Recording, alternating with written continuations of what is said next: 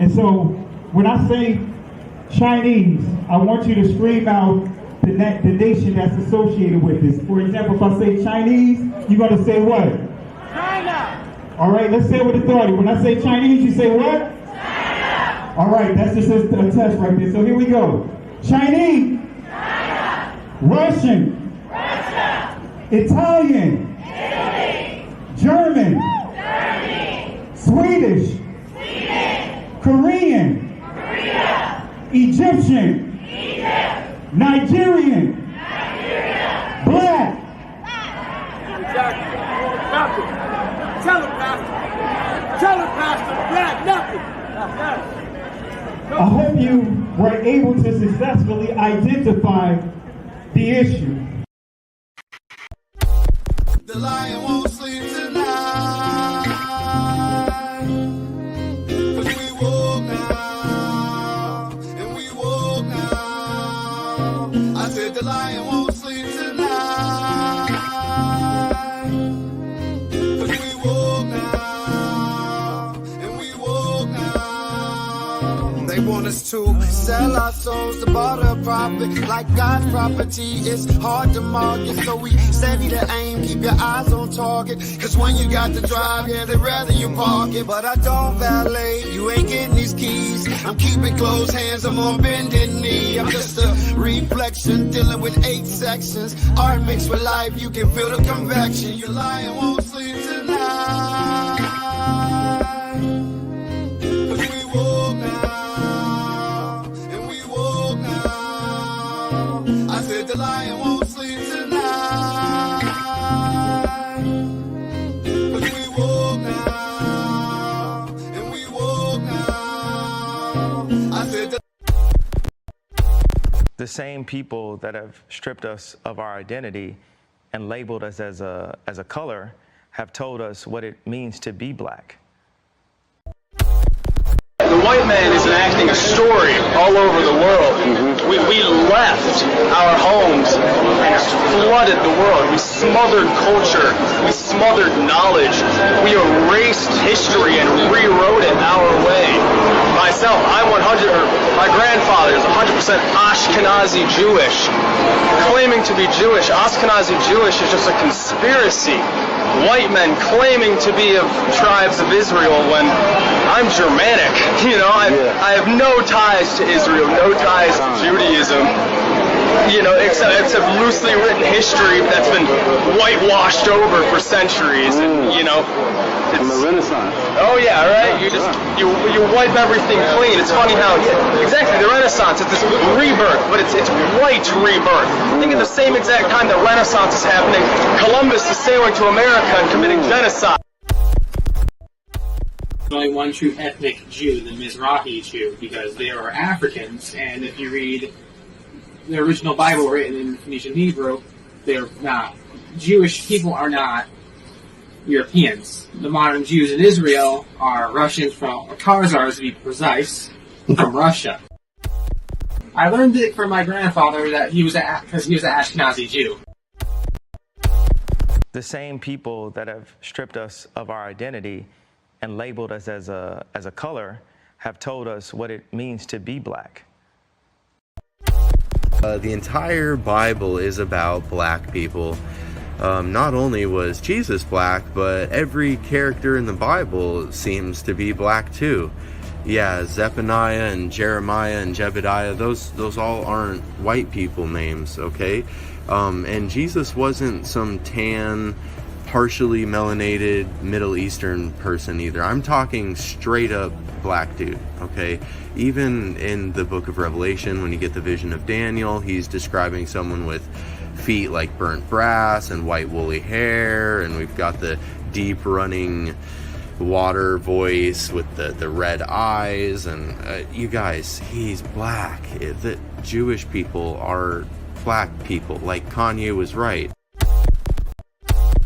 The same people that have stripped us of our identity and labeled us as a color have told us what it means to be black. You know what you are? You're an ancient Israelite. Ancient Israel, that's who we are. That's who we are. So if you give me time, if you give me time, But all that he said, I know. We don't have. so many years. I know. Look at this. This is pages and pages of Yes. notes. And I promise we'll give more teaching. But here is my challenge to you. All right. I'm hearing some of your traditions. It's like the days of the Bible. Yes. Do you want to remain ancient Israelites or you want to be Jews? Do you want to? Today, it is prohibited, and you can Google this, to do a DNA test in Israel. Totally forbidden. Wrong. It's illegal. It's a crime. You'll be jailed if you do a DNA test in Israel. Why?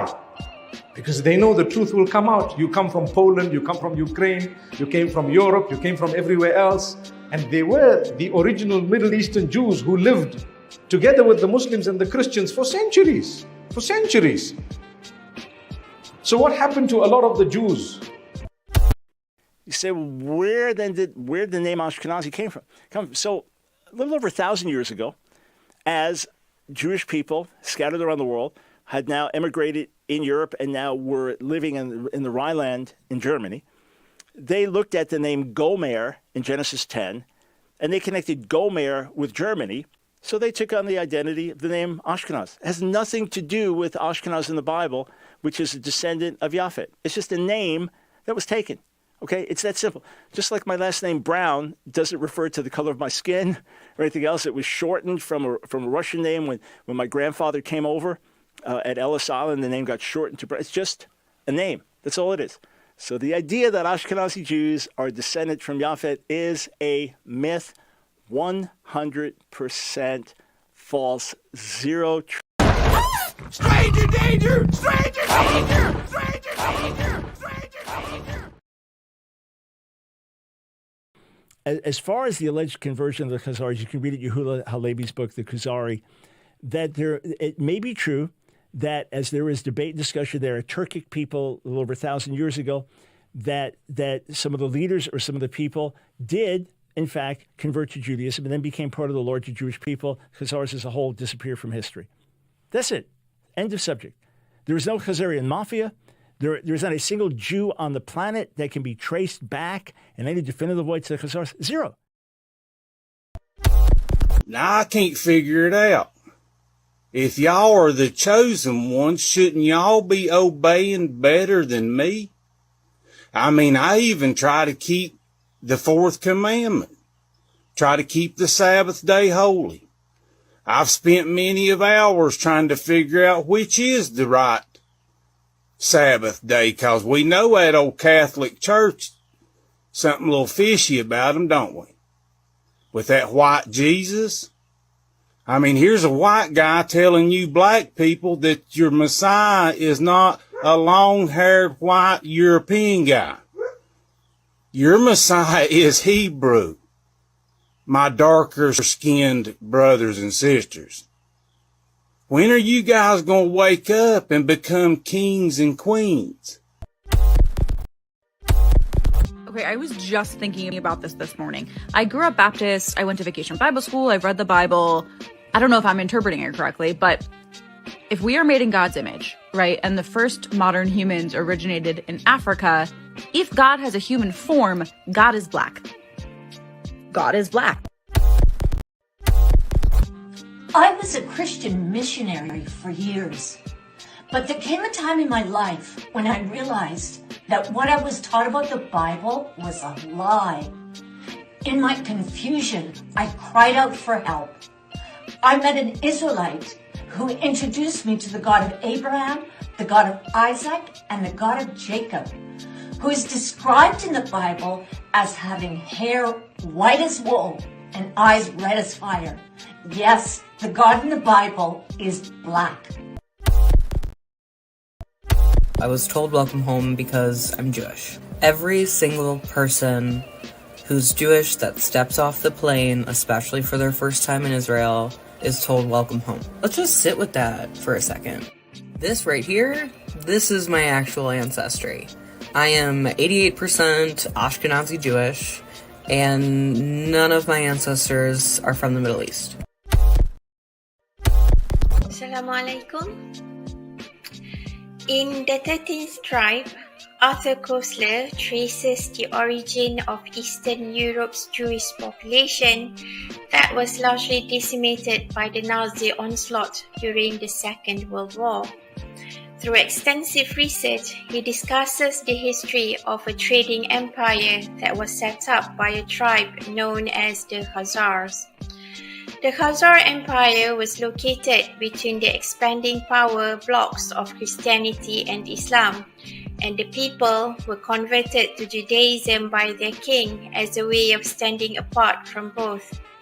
The Khazarians and their wealth were dispersed through the countries of Eastern Europe after the collapse of the Khazar Empire. The Khazarians were not a Semitic people, that they called themselves Jews after their conversion to Judaism is as absurd as the Chinese Muslims calling themselves Arabs.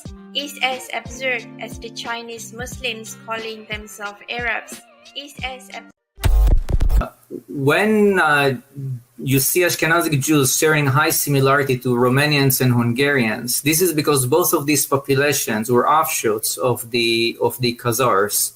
They were both founded by these members of the Caucasus who ruled this area of north of the Black Sea, where we have South Russia nowadays, between the 7th and 13th centuries. Very powerful empire. They converted to Judaism in the 8th century, and they sent offshoots to Eastern Europe. And we still some Ashkenazic Jews are mapped to this region of Ukraine. They're not all mapped to Ashkenaz. Most of them are, but some of them are mapped to Ukraine, and we can see very nicely some kind of migration route using GPS. Genesis chapter 11, verse 10 explains the genealogy of Shem. Shem was a black man in Africa. If you repeat this fact, they can't laugh at you. If you repeat this fact, they can't laugh at you. If you repeat this fact, they can't laugh at you. I want to say peace and blessings to everyone. I want to apologize for being late tonight. Was trying to really shrink down this lesson, trying to keep it simple. Got a lot to cover, but want to really shrink it down and kind of shift because I was going to go one direction with this, and I really didn't want to do that. So I actually shifted with this presentation. So this is some of the information that I normally teach internally. So I'm going to teach some of this to you guys. All right. But I want to say peace and blessings to you guys. Hope all is well with you guys. Hope and pray that you guys had a blessed week as we continue to get closer and closer to honoring the Pasach, which is coming up in a couple of days, and then also transitioning to what is called the Feast of the Unleavened Bread. So really appreciate you guys right now for all the love and support, and want to encourage you guys, if you are not subscribed to the channel, click that like button and subscribe to the channel. And for those that are subscribed to the channel, double check to make sure that you are subscribed to the channel, because YouTube is doing a number of different things to try to hinder the channel from growing. They would unsubscribe people. They would not, they'll turn off the notifications without you knowing that your notifications are turned off. And I noticed that happening again over the past, I want to say 3 weeks, because literally YouTube seemed as if they're trying to shrink, or should I say slow down the growth of this platform. Family, we went into December sitting at just under 45,000 subscribers. And since then, we are now at, we're like 500 short of 70,000 subscribers. So we thank the Most High for all of you guys, that to make sure that you guys understand. I appreciate you. We appreciate you. But YouTube is doing a number of things to minimize the effectiveness of the videos. I noticed a couple of my recent uploads. I noticed how they have not been sending it out, and they literally been people have been emailing me stating that they're not getting notifications and things along that line. So I just want to encourage you guys, if you are subscribed to the channel, still double check just to ensure that you are still subscribed, and make sure that your notifications are clicked. And again, I proved it even with what is it, about a year ago? Actually, it was a year ago when I uploaded the Road to Savannah Part 2 breadcrumbs on this channel. YouTube literally was, unchecking the notification bell. All right. And I literally recorded them doing that. So nevertheless, family, really appreciate all you guys for all the things that you have done to support the channel. Thank the Most High for you.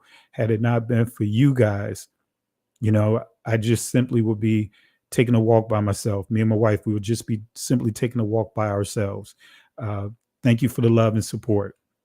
All right. So let's go ahead and get into it. All right. And I want to kind of preface this lesson tonight from a perspective of, as you see here, the ninth hour, signs, the end of time, right? The end time. Let me say that again. Ninth hour, signs, the end time. And I want to say shout outs to my brother, Zion Law School.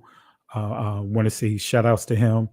Family, he is an author, did a great job. He has a book, and I need to get with you, my brother, because I need to order some books from you. But he put together some great books with ancient Hebrew, going as far as really giving you an in-depth definition and studies and parsing and all those things along with his books.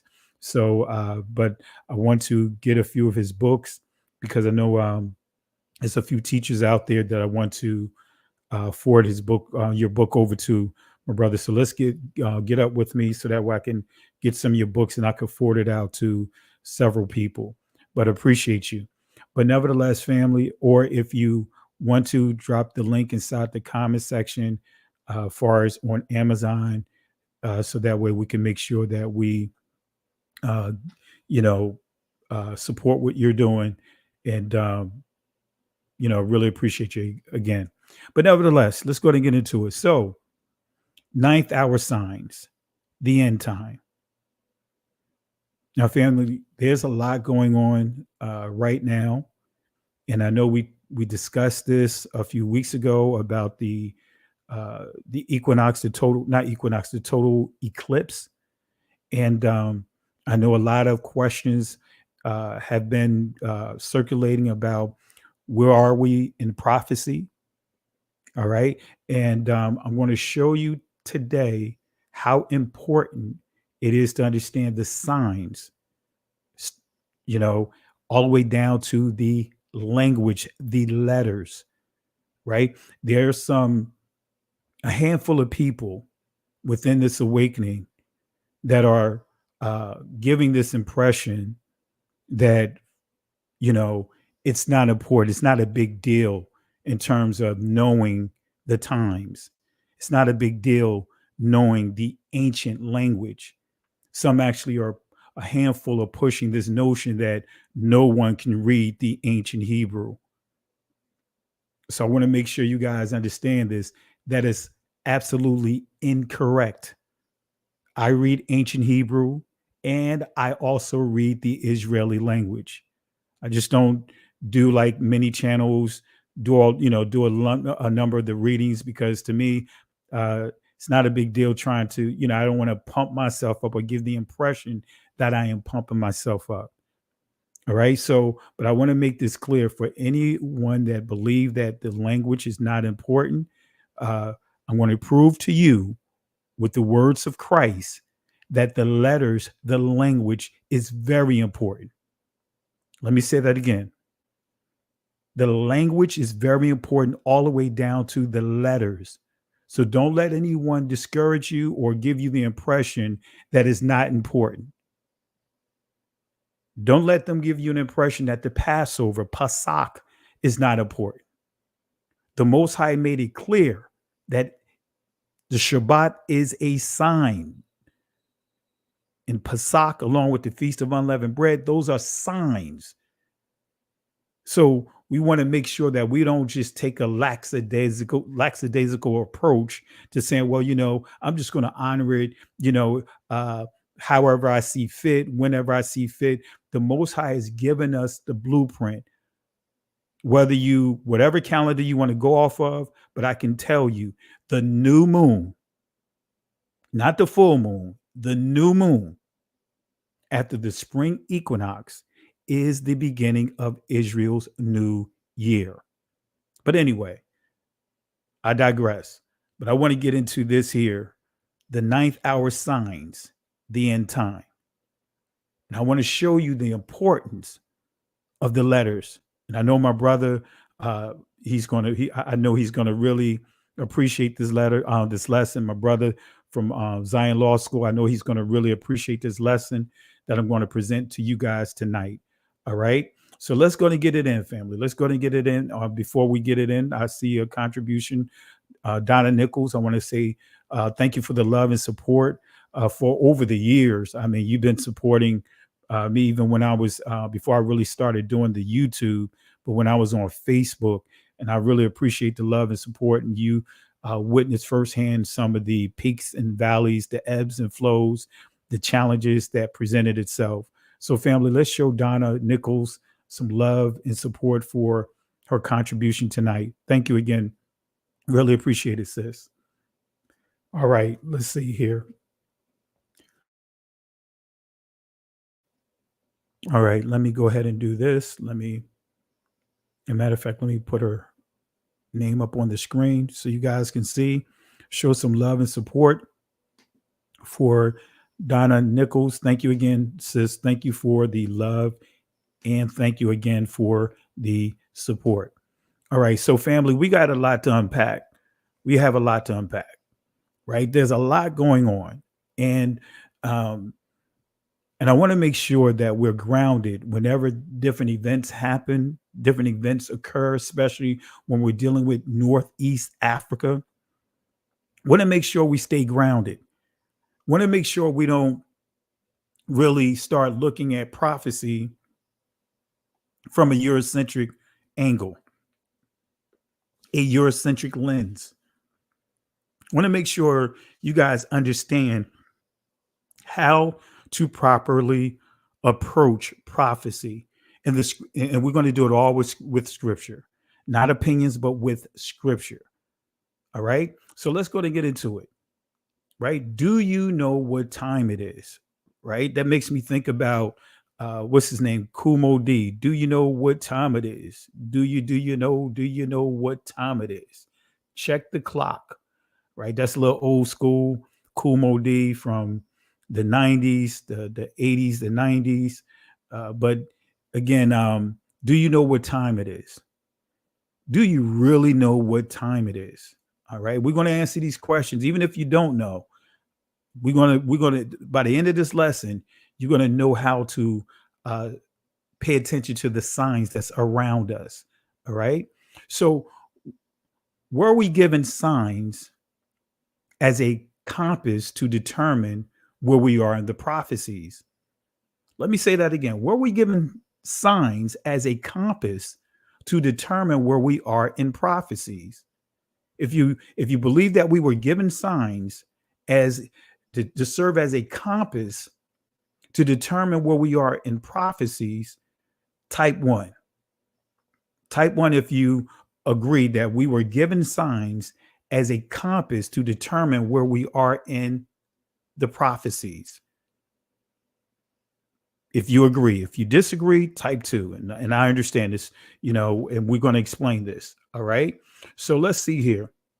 And focus 2C, 1. My sister, Nigis Malaka Adaya to the remnant, 1, excuse me. Thank you for the love and support. Douglas Worley, 1. Peacemaker 1, Kara Harris 1, Harold Estes 1, elder that's in the building. Family, let's show love and support for our sister here. Thank you for the love and support, holding it down in California. Bithia Batya Yashara Al, thank you for the love and support again. And family, let's show some love for the elder that is in the building, and want to work on getting you out here in the feast days coming up in the 7th month, which is in the September-October timeframe. All right, but appreciate you, sis. Thank you, elder, for the love and support. Let's see here. Brother Daniel, 1. Sister Stacy and family, if you're not familiar with her channel, Stacy Nelson TV Network, subscribe to her channel and feel free to drop your link inside the comment section so people know more about your channel. She's been doing a lot of to push and show support for those that are really teaching this truth by sharing the videos on her platform. So I really appreciate all what you're doing, sis. Let's see here. Kristen says, agree. Let's see who else. Maureen, excuse me, agree. Let's see who else do we have here. Daily Repentance, agree. T of Yah, agree. I know the chat is starting to pick up here, family. So if I don't get all your names in, forgive me, but a lot of the chat is starting to pick up here. So Larry Wells, agree. Actually, I see my sister E, in the building. I'm going to drop the link. So if you want to jump on, feel free to do so. Let me drop the link to inside the chat. If you want to jump on, feel free to do so. All right. So let's see here. Very woke. Agree, brother. Shalom. Let's see who else here. All right. So again, I know I can't get all the shout outs in, but you guys know how I do. I always open up with questions. So if I don't catch you this go round, I catch you in the next round of questions. And also want to give a shout out to T of Yah. Thank you for the love and support. Family, let's show T of Yah some love and support for the contribution. So were we given signs as a compass to determine where we are in the prophecies? So what are some of the signs given? What are some of the signs given? Let me highlight a few of them. Yahweh has given us animals as signs. Let me say that again. Yahweh has given us the animals as signs. Let's prove this. Let's go to Job chapter 12, starting at verse 7. Let's see what the sign says here about the animals. The scripture says here about the animals. It says here, but ask now the beast, Bahamwath. Actually, this is where you get the word behemoth. And they shall teach thee, and the fowls of the air, and they shall tell thee, or speak to the earth, and it shall teach thee, and the fishes of the sea shall declare unto thee. Let me say that again. It says, but ask now the beast, they shall teach thee, the fowls of the air, they shall tell thee, speak to the earth, it shall teach thee, the fishes of the sea shall declare unto thee. Verse 9, who knoweth not all these things? Come on, family. This is one of the signs that we are given to, we can use to determine the times of the year. We can even use the animals, the wildlife, to determine if there's something shifting, so to speak, a natural shifting in terms of weather, tsunami, whatever the case may be, earthquake. The best warning systems is paying attention to the natural signs that are around us, starting with the animals. All right. So it says, who knoweth not in all these that the land of Yahweh hath wrought this, and whose hand, Yad, is the soul, Napash, of every Kal, living thing, Rawak, and the breath, Rawak, of all mankind, Kal.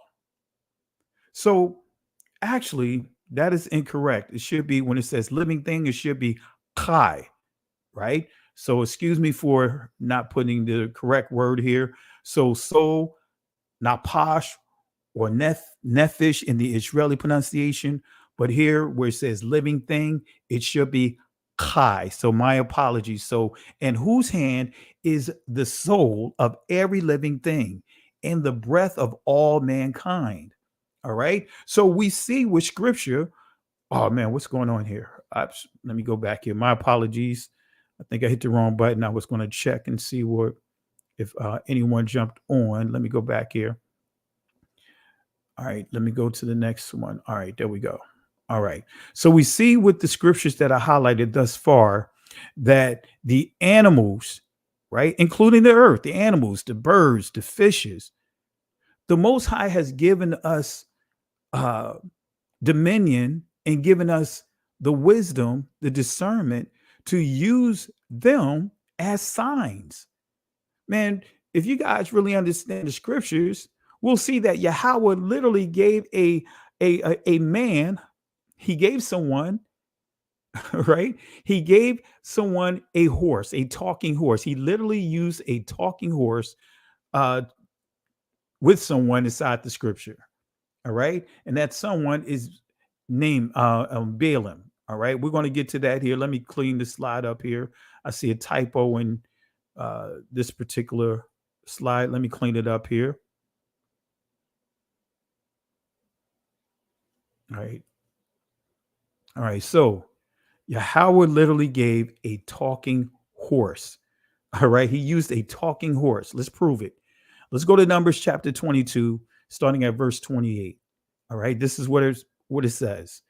And Yahweh opened the mouth of the donkey, and she said unto Balaam, what have I done unto thee, that thou hast smitten me these 3 times?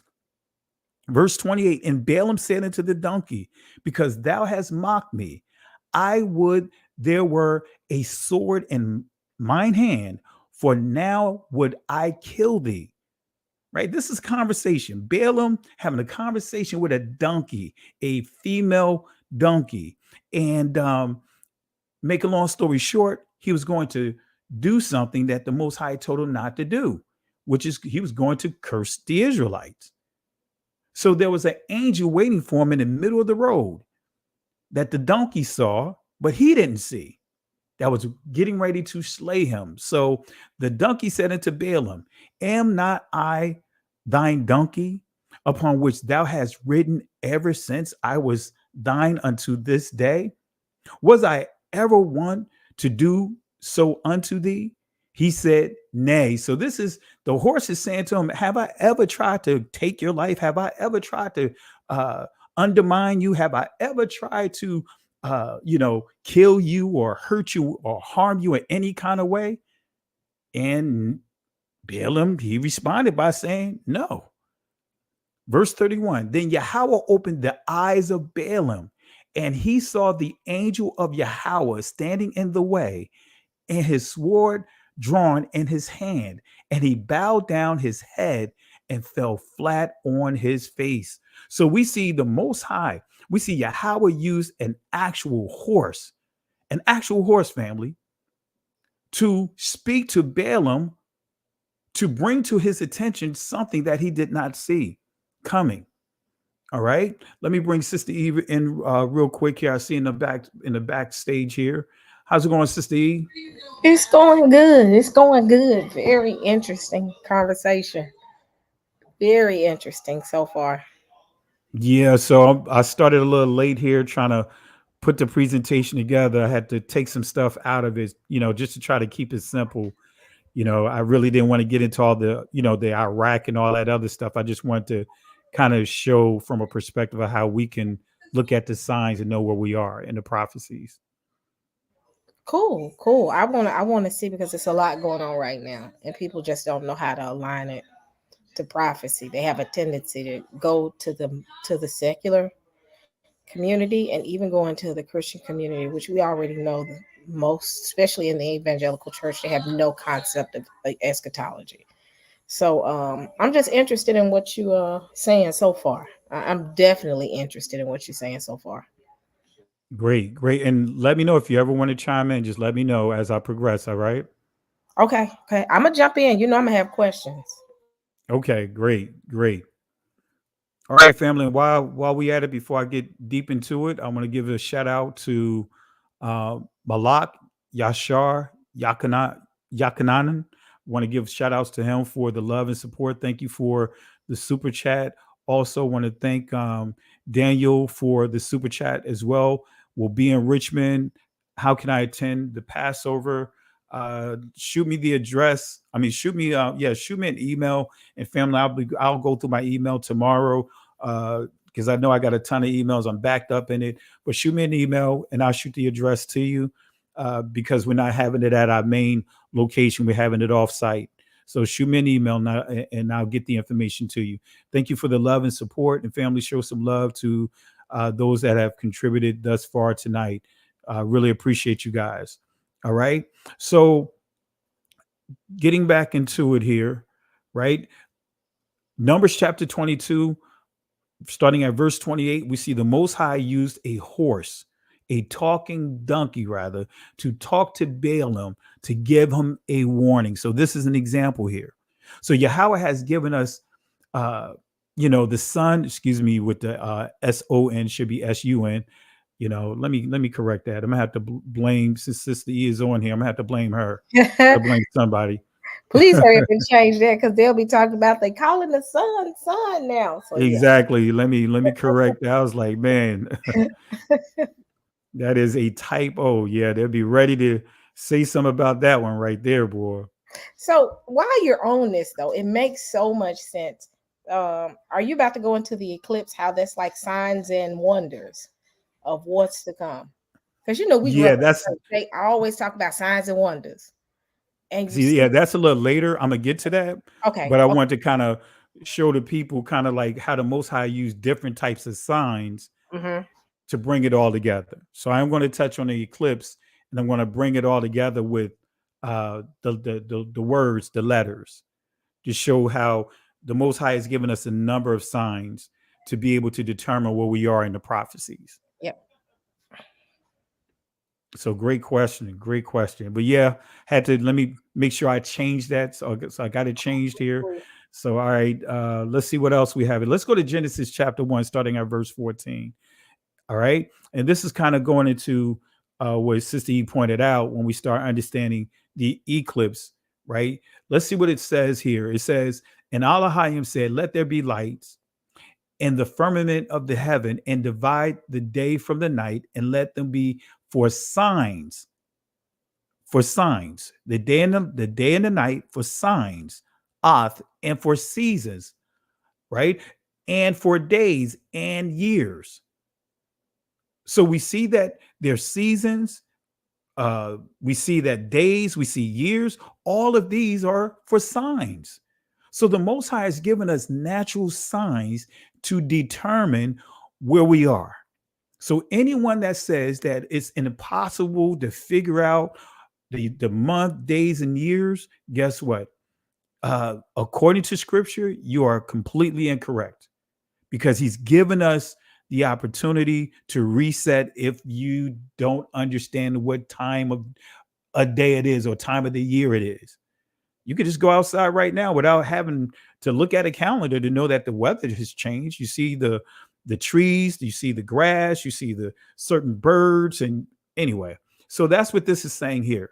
Okay, so Yahweh has given us Shabbats as a sign, right? He's given us Shabbats as signs. So let's go to Exodus 31, starting at chapter 13. Let's prove it here. Speak thou also unto the children of Israel, saying, verily my Shabbat, right? Ye shall keep Shamar, for it is a sign, awat, between me and you throughout your generations, that ye may know that I am Yahweh that doeth sanctify you. So guess what, family? The Shabbats are a sign, not just the 7th-day Shabbat, but the feast days. So if anyone try to tell you or try to downplay the importance of the feast days and using these talking points of no one knows the time of the year, or, that's completely incorrect, because according to scripture, he's given us all the signs on how to reset. All right. Verse 14, ye shall keep the Shabbat, therefore it is holy unto you. Everyone that defileth it shall surely be put to death. For whosoever doeth any work therein, that so shall be cut off from among his people. Verse 15, 6 days may work be done, but in the seventh is the Shabbat of rest, holy to Yahweh. Whosoever doeth any work in the Shabbat day, he shall surely be put to death.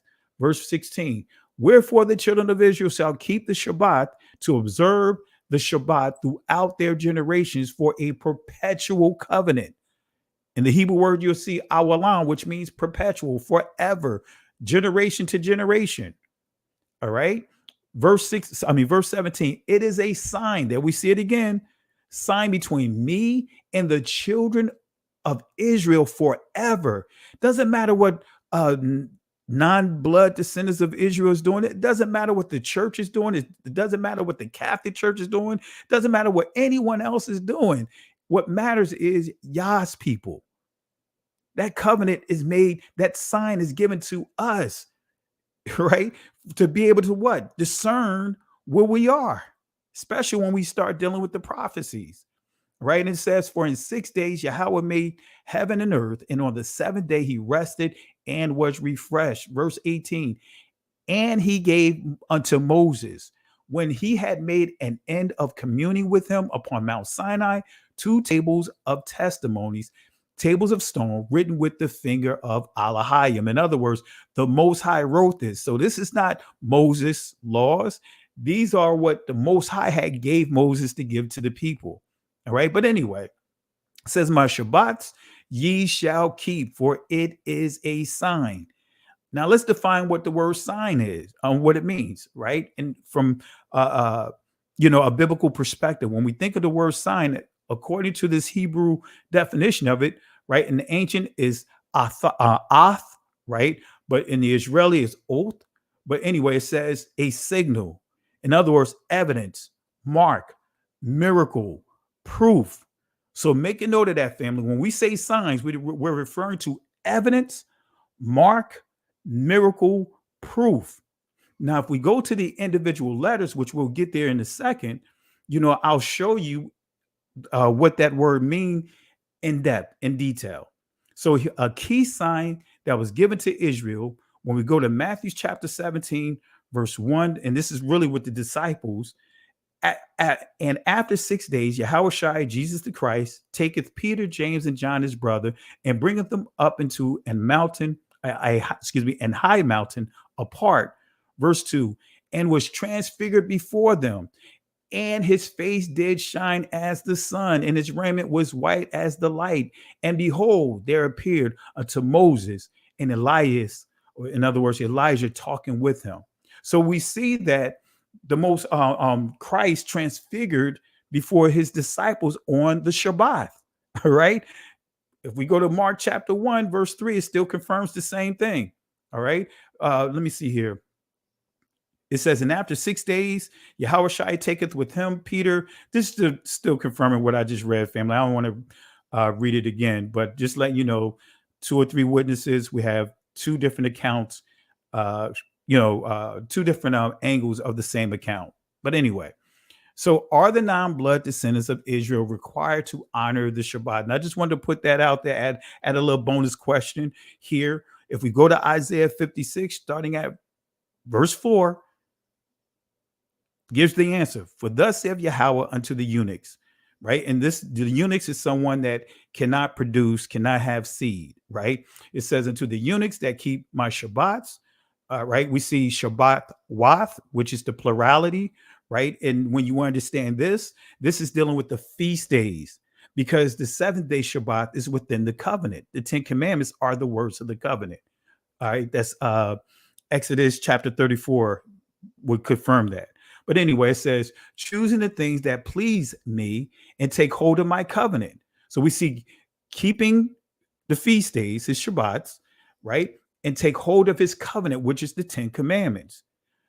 right? But I want to skip down to the sons of strangers. It says also the sons of the strangers that join themselves to Yahweh to serve him, to love the name, in other words, the reputation, not just the literal name, but the reputation, to be his servants, everyone that keepeth. In other words, shamar also means execute the Shabbat from polluting it, kalal, and take hold of my covenant. So we see that the Most High is reiterating it. So he's not letting anyone off the hook. If you want to have a relationship with him, whether you Israel or not, you have to honor the Shabbat. So Yahweh has given us the Hebrew language as a sign as well. Now, I forgot to put another sign here, but you guys already know this, the skin complexion. We know that the Most High has used our skin complexion as a sign. Exodus chapter 4, he caused Moses' hand to go from dark melanated to no pigmentation in his hand, white as snow, leopards, right? So I forgot to put that in here. And we see that even in Revelation chapter 1 and Revelation chapter 2, we see the Most High use Christ's skin complexion as a sign to who? To the Israelites, right? So just want to put that in there because, you know, when you start listening and hearing certain spaces, they start bringing up terms like skin doctrine. And we see in the scriptures that the Most High used skin complexion to also as a sign to the Israelites. Anything you want to say, Sister E, as I progress? I just love the character you got right here, Book of Clarence. Yeah, you don't have to put that in there. But I mean, the thing is that, again, it goes back to the original sign of who we are, which identified who we are to set us apart from the other nations. People make it seem as if it's race doctrine. And it's not necessarily race doctrine. They were a different people. They said a peculiar people. That's another sign that was related to us. They considered us to be peculiar, set apart. There were things and attributes about us that made us different from the nations, not only based on the customs, but the way we carried ourselves, the way we looked, the way we did things made us different. Because if you look at us now, we're a set apart people as well. The way we act, the way we respond to things, the way we look, the way we bring culture. Because I'm going to say this, we bring culture. Culture doesn't come to us, but we bring culture. That's how it's always been. So that lets us know that we were his set apart people, the salt of the earth. So that's all I have to say. All right. Absolutely. Something special about us, Judah. Yep. There's something special about us. Yes. And every nation knows this, right? That's why they hijack everything, including our bad habits, right? So another thing I want to highlight, that the Most High has given us the Hebrew language as signs, right? And I'm going to show you this with Christ. What did Christ say about altering any of the Hebrew letters? And I got to correct this slide here. As you can see that I was rushing. But what did Christ say about altering any of the ancient letters, Hebrew letters? If we go to Matthew chapter 5, starting at verse 17, this is what it says. And this is a common passage that the Christian and Catholic Church use, and some within the awakening, to say that we don't have to honor the law, statutes, and commandments. It says here, think not that I am come to destroy the law or the prophets. So when you see it where it says destroy the law, this is dealing with what we would call the first 5 books of the Bible, Torah, the first 5 books, right? They also refer to it as the Pentateuch, or law of Moses, or the law of Yah, or law of God. So, but it also says the prophets, right? So in your Bible, you may see major and minor prophets. The reason why you see it that way is because when it says minor prophets, it's not saying that those prophets, words that are written, are insignificant or less important. It's just they labeled that, put that label over those books because of the length of those books, because they're very short. But anyway, so when you see destroy the law and the prophets, that is basically how the term that was used for what we would say Bible today. This is what they will refer to as the collection of all the books destroy the law and the prophets. So he says here, think not that I am come to destroy the law or the prophets. I am not come to destroy the law, but to fulfill. And fulfill does not mean destroy. In a nutshell, it means to give us the proper way of carrying out the commandments. It says, for verily I say unto you, till heaven and earth pass, one jot or one tittle shall in no wise pass from the law till all be fulfilled. So we got to break this down real quick. Till heaven and earth pass, one jot. So the Greek definition of this word jot, iota, right, which is equivalent to the 10th letter of the Hebrew aleph bayat, or some would say aleph bet, which is the yod, right? And the Israeli is pronounced yod. But as you see here, it says the iota is the 8th letter of the Greek alphabets, but it's equivalent to the 10th letter of the Hebrew alphabets. All right. So the jot is a transliteration of the 10th letter of the Hebrew aleph bayat, as I just pointed out. So the 10th letter means hand. It means arm. Right. So keep that in mind. That the 10th letter, the yod, means hand. It means arm. Also, it means redemption. Right. The outstretched arms is the pictograph. But let's deal with tittle. It's one jot or one tittle. Let's see what tittle means real quick. All right. As you see here, kuriyah, which means something horn-like, apex of a Hebrew letter. So let's go to the root of this here. All right, which is kur, and we'll get to the second kurah. All right, but it says tittle means something horn-like. All right, the apex of a Hebrew letter. So when we go to kuras, right, that's what this Greek word is, and the root word kur here. But nevertheless, it says it comes from the Greek word kuras, which comes from kur, which means hair of the head, a horn.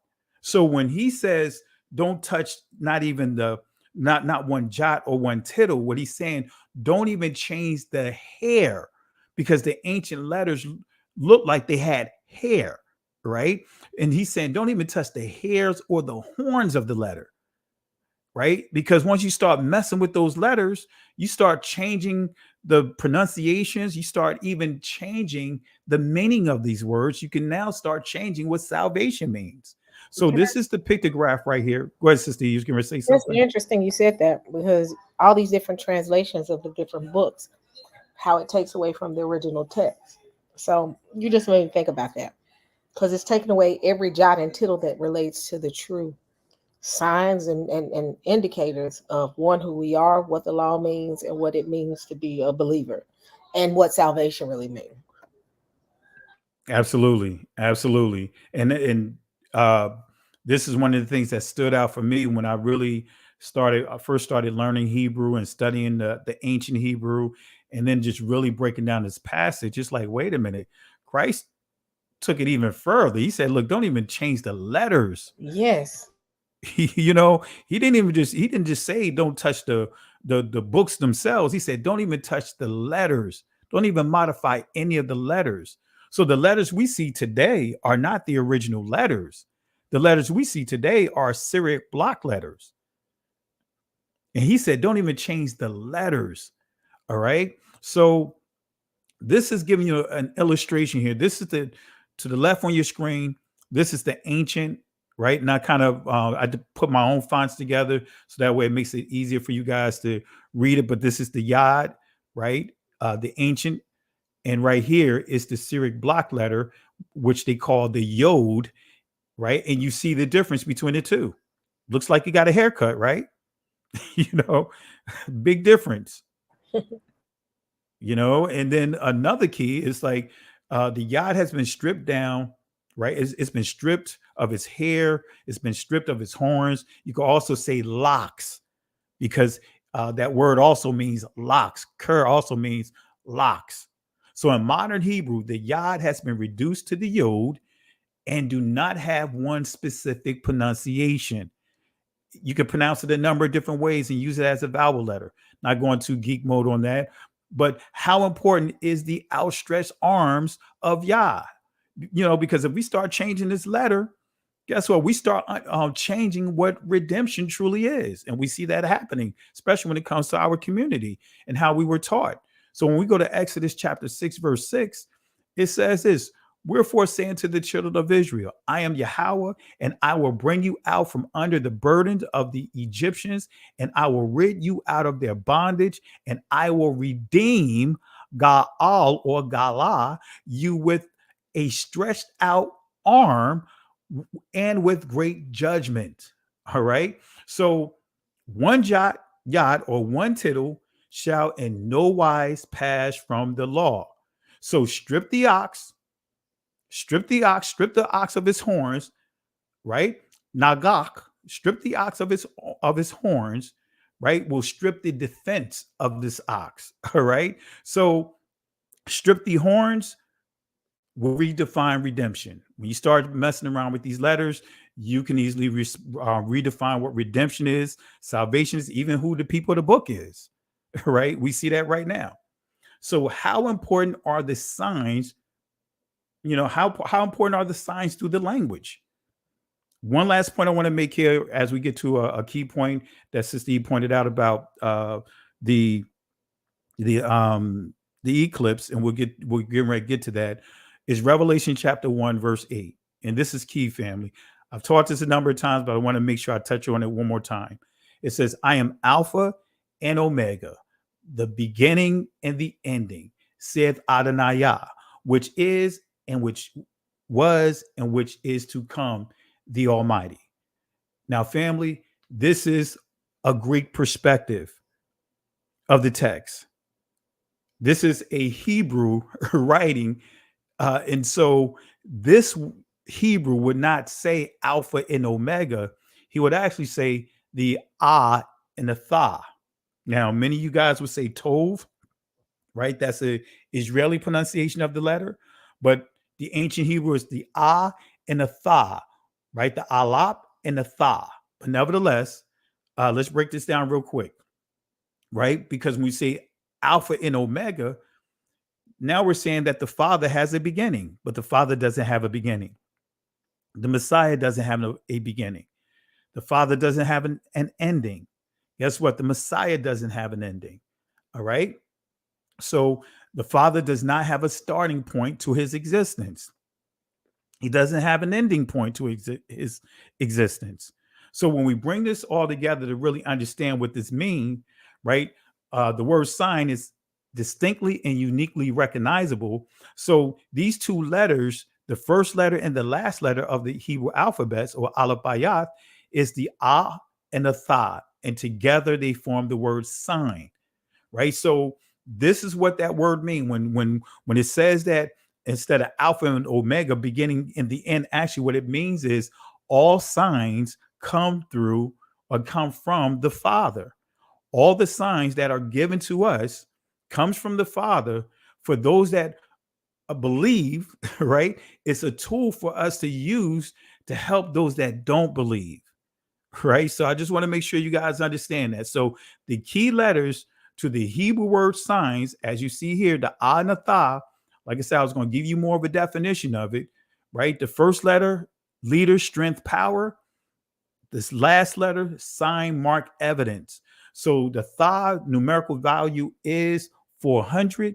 And then when we see the numerical value for the Alap is 1.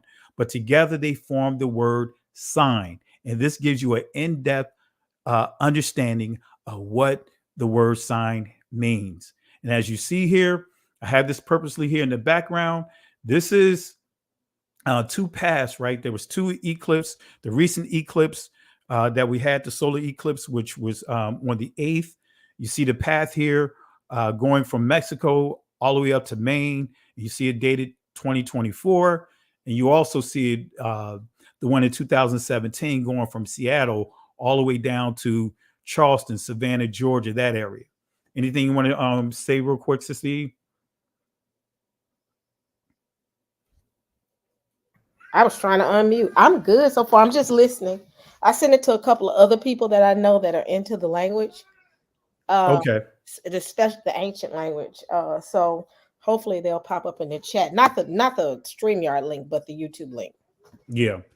Got you. Got you. And so, family, I know many have elaborated on this here and focused on these two letters, but I'm going to take this even further. I'm going to take it even further. All right. So we already defined this word. This is a duplicate here. I don't need to double up on that. So all what I shared, I know the question is, what does this have to do with the ninth hour? Right? What does it have to do with the ninth hour? And I know some of you guys are probably asking that question. Pastor, you done laid out what signs are. You know, that's great, but what does that have to do with the ninth hour? What does that have to do with the end of the world? Is the world coming to the end on the ninth hour? What does that mean? All right. Glad you guys asked. How important is the ninth hour? So let me give you some, some information on the ninth hour, right? Because I can easily go to Christ giving up his spirit at the just past the ninth hour. But I want to take it a step further for you guys to really understand the significance of the ninth hour. I want to take you to First Kings chapter 18, starting at verse 36. And this is going to help you even with understanding the prophecies that Christ gave. And I'm letting the cat out the bag a little bit, but in Matthew's 24, this is all going to tie into that. So First Kings chapter 18, starting at verse 36, we're going to get clarity on this ninth hour. It says here, and it came to pass at the time of the offering of the evening sacrifice that Elijah the prophet came near and said, Yahweh Elohim of Abraham, Isaac, and of Israel, let it be known this day, hear me, right? Shamar, hear me, O Yahweh, Anah, Yahweh, hear me, that this people may know that thou art the Yahweh Elohim, and that thou hast turned their heart back again. But here's some key passages here. It says, then the fire of Yahweh fell and consumed the burnt sacrifice. Circle that in or highlight that in your Bible. And the wood, the stones, the dust licked up the water that was in the trench. All right. Verse 39. And when all the people saw it, they fell on their faces and they said, Yahweh, he is the Elohim. Yahweh, he is the Elohim. So at this time, the people was caught between two opinions. That's what the scripture says. Ahab was leading the people into worship of Baal, and the groves, right? So the prophet showed up and said, hey, look, it's time to call this thing out. It's time for you. Hey, get all of Israel, gather the Israelites together. And we're going to have a standoff here between your false gods and the Most High. And so they had a standoff here. And so what you see here is the Most High proven faithful. But the key is, what time of the day was it? And I'm going to prove something to you here. Some key information here. So what's the significance about the timing of this miraculous event? Well, this is verse 29 is actually the key. And this is what verse 29 says. And it came to pass when midday, Tazahar Yam or Sahar Yam, when midday was past, and they prophesied until the time of the offering of the evening sacrifice. Make a note of that. This is important right here. The evening sacrifice, manakah, evening sacrifice, that there was neither voice nor any to answer, nor any that regarded. So again, make a note, evening sacrifice. That is important. So what time is the midday? Because we mentioned midday. And this is where we have to understand where a lot of the confusion come from. Because I'm going to show you what midday is with scripture, but we're going to show you how we can, if we're not careful, we can get confused and twisted and turned around to understanding key terminologies within the scripture. So midday, let's see what midday is. As you see here, it says dual double light. An example, noon, midday, noon. And it says here window, right? So the question is, when is the noonday? Right? When is the noonday? I know that sounds like a trick question, but when is the noonday? Is it 12 noon? When is the noonday? When is the noonday? If you guys want to type your answers in, type it in the chat and we'll read it off here. But when is the noonday? What time of the day is it? All right, let's see here if I see any comments here. I don't see any comments yet. Or if you know what the noonday is, type it in. If you're not sure, that's fine. That's great because I'm going to give you the answer anyway. All right. All right. So I see noonday at 12 by Elder, Sister E 12, Into Focus, 12, Simo, 2712, Stacy, 11. All right. Let's see here. High noon in the Western was 12. Yah scattered the 6 hour. All right. Let's see what else we see here. Just guessing, low, laughing out loud. Okay. All right. So we're going to break this down, family. We're going to break this down. It's very simple. It's very simple. I'm going to show you how we've been turned upside down with the time. Right. Let's go to Luke 23, verse 44. We're going to determine what the noonday is. And it was about the 6 hour. Now, guess what? I think one person pointed out here, Sister Carol, I think she said change. She put 6. All right. And Sister Carol, feel free if you want to jump on, feel free to do so. But I see Sister Carol changed her answer. And I saw someone else here. I thought I saw someone else here. Yeah, Yah scattered the 6 hour. All right. So we have the scriptures here to tell us what the actual noonday is according to scripture. The 6 hour, right, is the noonday, right? But for us, right, when we deal with the Gregorian calendar, it will be equivalent to 12 noon or 12 o'clock noon. Noon is the noonday for us will be 12, but the noonday for Israel, the ancient Israelites, would be the 6 hour. All right. So that's why you see here Luke 23:44, and it was about the 6 hour. Now, some of you guys probably said 12, thinking about the current time that the Gregorian calendar that we're dealing with. But it says here it was about the 6 hour, and there was a darkness over all the earth until the 9th hour.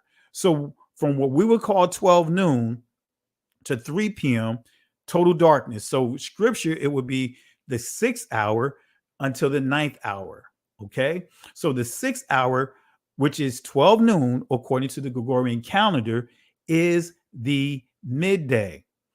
All right. So I want to introduce you guys to a couple of letters real quick, because this main letter I'm getting ready to get into is going to help you understand the signs of where we are. We're going to go back to that eclipse picture. All right. So this letter right here is the ion, right? Which means eye. It means sight. It means to watch. The numerical value is 70. Makes me think about the 70 elders. So this is the ion. As you see, eye, sight, watch, numerical value 70. And think about the 70 elders. They were watchmen. And we getting ready to deal with being a watchman and how all of this ties together. All right. And as you see here, the pictograph looks like an eye. That's the pictograph. Okay. So the next is the dalath, right? And the dalath, right, means lid, right? And the perfect usage of this word is when you look at what Christ said in Matthew chapter 22, when he got asked the question, which of the commandments, which is the greatest of all the commandments? Christ said, hey, to love the Father. Then he said, the second is like unto the first, to love each other. Then he went and said, which, and I'm paraphrasing, which the law and the prophets hinges on or hangs on these two principles. Well, that word hinge or hang would be this letter right here, dalath, in the Israeli daleth, right? Door, gate, lid, right? Numerical value 4. So why am I bringing this together? Why did I mention the ion and why did I mention the dalath? Well, if you bring those two letters together, right, it's going to, when you understand it, it's going to form this letter here. I'm going to show you here, right? This letter right here is the quap, right? The numerical value is 100, and it means circle, horizon, balance. Now, in this position, it doesn't look like that. It looks like a lollipop. But guess what? In the ancient pictograph, this is how it looks. It looks like a sunset, but it looks like an eye with a lid on it, right? But this is a sunset, but it looks like the ion with the line drawn through it, a lid. So this letter, the quap, actually, this is a key letter, to help better understand or see the signs of the time. Because I'm going to show you more about this letter that most of you guys probably had no clue about, especially those that have really followed me in some of the lessons I've done in the past, going to be familiar with some of the things that I shared. So this is that letter, right? The quap is actually a dial, right? You've seen the sundial of the dial of Ahaz. This is what it would have looked like, right? And so a sundial, but it also not just a sundial, but it also looks like a clock when you start putting all the arms here. It looks like a clock. It looks like a watch. Anything you want to say to add to this, Sister E? Any questions?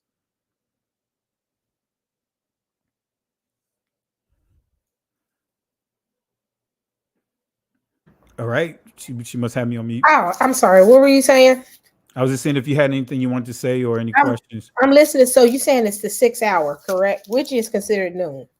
Yep. Okay. I'm listening to everything. Okay. So family, this is key. And if you guys go back on the previous two lessons I did when I reconstructed the Hebrew calendar, also showing you what hours are in a day and when a day start. I took all of that out here because I didn't want to teach that again and prolong this lesson. So when you understand when a day starts from evening, right? The evening is, there's two transitional portions of the day. The evening, Arab, morning, Bakar, right? These are the two transitional points of the day, right? And this is why you see this horizon, right? And so you have evening to evening. You see that in Leviticus, that's a full 24-hour cycle. We know that Christ knew how to tell time. The Israelites knew how to tell time. So I'm not going to go into the details of that, but I took a lot of that out of here because I just didn't want to repeat myself again and prolong the lesson. So we see here, a day starts in the evening, right? Evening to morning, right? And all the way back, this is a full day, 12 hours in the night portion of the day, and then 12 hours in the morning or the day portion of the day. And that word yam or yawam, it can be a full day, or it can actually refer to the height of a day. So I just want to make sure you guys understand that. But just giving you a visual with this letter to show you that this letter, the quap, is a sundial. It is we can even say it's a watch. It's a compass, because we see the 6th hour, which would be the 12th hour, as you see here, according to the Gregorian calendar. Then you see the 9th hour, which would be equivalent to the 3rd hour on the Gregorian calendar. All right. So these are some key areas that that make a note of, right? So according to Torah, right? According to Torah, I'm going to show you the significance of the 9th hour, but I'm going to show you the significance of these 3 points here. It's another point here that should be, I didn't put it here, but you'll see it later. The 3rd hour, the 6th hour, the 9th hour. These are 3 key points here. Why? According to Torah, there was 3 key hours of prayer, right? When we start dealing with the daytime of the day, the light portion of the day. So there were 3 key hours of prayer. Well, let's confirm that. Psalms, the 55th book of Psalms, verse 17, this is David. He says, evening, morning, at noon will I pray and cry aloud, and he shall hear my voice. So the times that he's referring to is actually the times of prayer, which would actually be the 3rd, the 6th, and the 9th hour. So remember, so when we say the 3rd hour, right? Excuse me, I'm clearing my throat here. The 3rd hour would actually be 9 our time, right? The 12th hour, no, the 6th hour, did I say 9? Make sure I got it right. Yeah, it'd be 9 our time. The 12th hour, or the 6th hour will be 12 hour time, and the 9th hour will be 3 hour time. So I want to make sure I got it correct here. All right. So as you see here, the times of prayer would actually be the 3rd hour, the 6th hour, and the 9th hour. Let me say that again. According to the Hebrew calendar or Hebrew clock, the 3rd, 6th, and the 9th hour will be the times of prayer. So again, the 9th hour will be 3 p.m., the 6th hour will be 12, and the 3rd hour will be 9. All right. 9 a.m. rather. So 9 a.m., 12 noon, and also 3 p.m. So again, the 3rd, the 6th, and the 9th hour would be the times of prayer. Now I got to give you proof on that. But before I do that, let me give you a visual here. So you have the 3rd hour, the 6th hour, the 9th hour, and of course, evening and morning. Guess what time would that be according to the ancient Hebrew calendar? That would be 12. Right? So it wouldn't be what we see in the Gregorian calendar. 12 would be what? The height of the night. 12 would also be the height of the day. But according to the ancient Hebrew culture, the transitions of the day, for us, the evening would be 12. The transitional part of the day, which is the morning, Bakar, would be 12. And I hope that makes sense to you guys. Do you see when you start really studying what Daniel said? Daniel writes that how this beast is going to what? Change times and laws. See, many of you guys will focus on the big things like Shabbat, but something so simple of evening to, the evening and the morning being 2 transitional portions of the day is actually what's 12 according to the ancient calendar. Evening will be 12, morning will be 12. 2 transitional portions of the day. All right. So that's why it's important, family. That's why I'm giving you visuals so that way this can make sense to you. So the 9th hour, right? The 9th hour was not only, excuse the typo here, was not only the time for prayer, but one of the 2 times a day for sacrifice. Now that is important. Let me fix this slide up here. Sister E got my slides all messed up here. Want to make sure I'm not being talked about. They doing a live. You already misspelled son, so they be talking about son. Exactly. They look for anything. Let me fix this real quick here. Man, you know, I didn't have time to double check here. Let me clear that up. All right, I think that's better. All right. So again, the 9th hour, right? All right, I got to put hour there.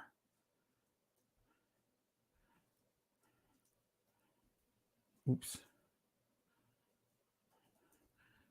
All right, there we go.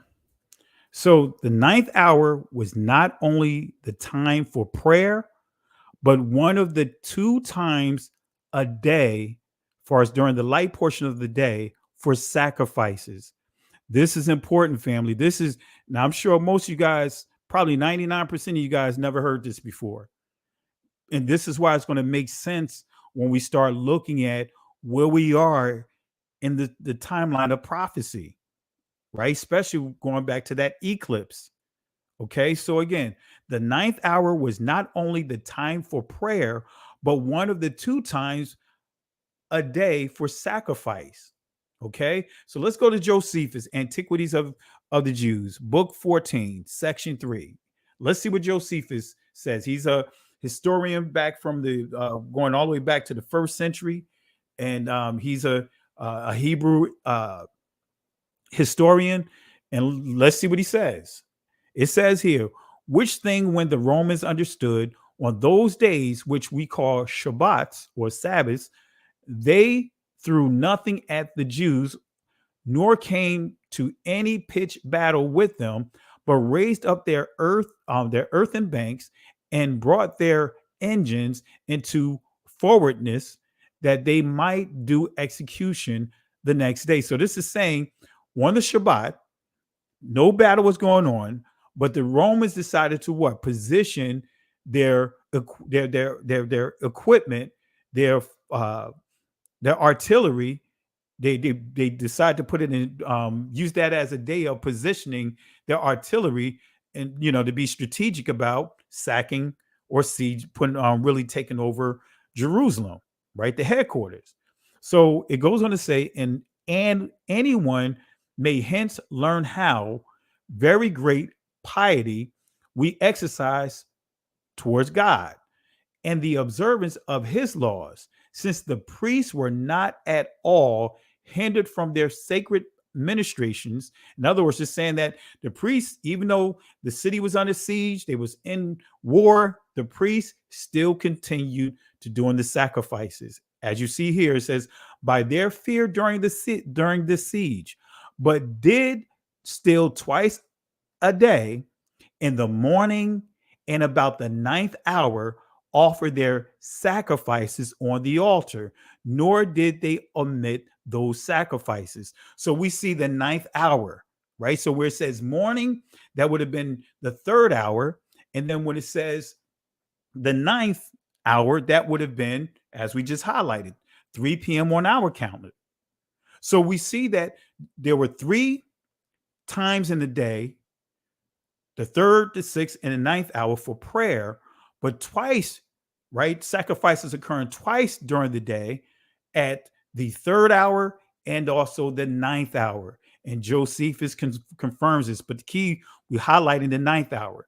So we see these 3 hours, right? The 3rd, the 6th, and the 9th, the prayers, right? So we know that at the 9th hour, prayers and also sacrifices of atonement occurred at this time. Now, I hope you guys grabbed hold of this, why this is so significant and far as the 9th hour, but let's continue. So what's the significance about the 9th hour? Let's go to Ezra. I'll just use another example. I have more, but I'm just use one more example. Ezra chapter 9, starting at verse 4. It says this, now when these things were done, the princes came to me saying, the people of Israel and the priests and the Levites have not separated themselves from the people of the land. So when you study this in details, what Ezra is giving an account of is how the Levites and many of the priests, the men, began to marry foreign. And you'll see this also in Nehemiah chapter 13, when you see that the Levites, right, they had annulments. Because the Levites, starting with the high priest, all of them married foreign women. They married the now I can't think of their names now. What is Lot's daughters? Moab, the Moabites, the Ammonites. They married the descendants of them, right? And that is against Torah, right? That's a whole nother discussion that in itself. So the priests began to marry foreign women. So this is also recorded in Ezra. And it says that here, when you read it in its totality, that they felt so bad. They was, and this is during the 9th hour. I want to prove this is the 9th hour right here. They were so smitten with guilt that they began to cry out and began to correct the issue. So now when these things were done, the princes came to me saying, the people of Israel and the priests and the Levites have not separated themselves from the people of the lands, doing according to their abominations. So they started idol worshiping, everything that the Most High told them not to do in Deuteronomy chapter 7. They did the opposite, even of the Canaanites, the Hittites, the Memphinites, the Tennesseeites. Anyway, so for they have taken their daughters for themselves and for their sons. So the holy seed had mingled themselves with the people whose land whose people of those lands, excuse me, yea, the hand of the princes and rulers have been chief in this trespass. Verse 3. And when I heard this thing, I rent my garment and my mantle and plucked off my hair of my head and my beard and sat down astonied. All right. Then were assembled unto me everyone that trembled at the word of Elohim of Israel, because of the transgression of those that had been carried away. And I sat stonied until the evening sacrifice. So now we see the evening sacrifice that still ties into the 9th hour. That's the point I want to make sure. When you see evening sacrifice, is dealing with the 9th hour. And at evening sacrifice, I rose up from my heaviness, and having rent my garment and my mantle, I fell upon my knees and spread out my hands unto Yahweh, my Elohim. So when you start understanding the significance of this, we know that the 9th hour, as I proved it thus far, is a time of sacrifice, is a time of prayer. And the Messiah gave up his spirit just after the 9th hour, entering into what? That time of sacrifices, that time of what? Prayer. I hope y'all grab hold of that. So Ezra began to sense a deep need for revival among the people. Israel engaged in detestable, immoral, and wicked behavior. Sound familiar, right? Where we are today. Of the Canaanites, Hittites, Perizzites, Jebusites, Ammonites, Moabites, Egyptians, the Amorites, following the evil lifestyle and their false worship. So this all occurred, as far as this revival, all occurred during the 9th hour. So what is the significance of the 9th hour? So when we go to scripture and we understand about Christ, his death, right? It says shortly after the 9th hour, which would be shortly after 3 p.m., the Messiah gave up his spirit during the time of sacrifice and corporate prayer. That is so important to understand. Luke 23, starting at verse 44, highlights this, and it was about the 6th hour, and there was a darkness over all the earth until the 9th hour. So from 12 noon to 3 p.m. our time, the Gregorian calendar, there was total darkness, and the sun was darkened, and the veil of the temple was rent in the midst. All right. And when Yahushua, Jesus the Christ, had cried with a loud voice, he said, Father, into thy hands I commend my spirit. And having said thus, he gave up the spirit. So this is just after the 9th hour. Now we're back into what? That time of prayer, that time of sacrificing. So the Messiah's death was shortly after the 9th hour. All right, here's the I will watch here just to show prove this again. The 9th hour right here. So the 3rd or the 9th hour, just past this hour here. This point is where he gave up his spirit. Just past this hour, or at the 9th hour, is where we see the example I used for Ezra, the example also I used for Elijah. You know, I could give more examples, but just this is the time right here. And as I give you this visual, you guys going to understand where I'm going at with this. Why was there a sense of excuse me, the typo here? I put sense. Oh man, Sister E, it's your fault, man. My typos are all through here. Why is it my fault? Well, you write the closest one here, so I gotta blame you.